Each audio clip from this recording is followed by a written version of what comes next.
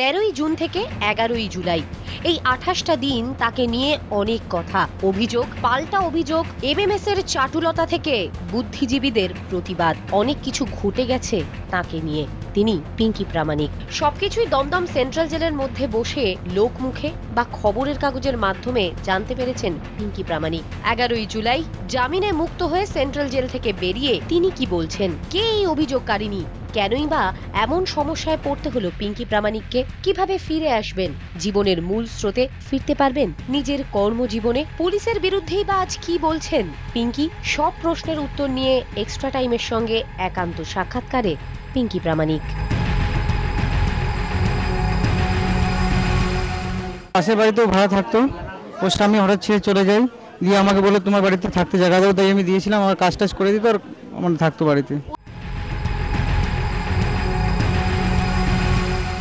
প্রথমে আমার চেন চুরি করে, দিয়ে চেনের কথা বলতে গিয়ে ছবি নিয়ে ব্ল্যাকমেল করে, যখন ব্ল্যাকমেল করে তখন আবার টাকা চাই, টাকা দিতে পারিনি, তাই এইসব করেছে।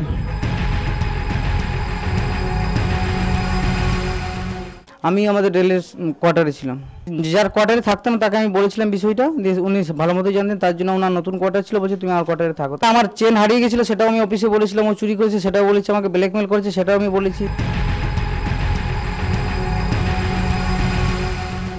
বাড়িতে আমি যখন থাকছিলাম না তখন আমার নামে এই মতো কেস থাকাকালীন কেস যদি এই মতো দিত তাহলে আমি সেটা স্বীকারও মানুষও মানতো। যখন আমি বাড়িতে এক সপ্তাহ নেই সেই সময় আমার বিরুদ্ধে এই মতো কেস করেছে, আর তারপরে পুলিশ ওকে কী মতো সাপোর্ট করে মানে আমাকে অ্যারেস্ট করে আমি বুঝতে পারছি না এখন।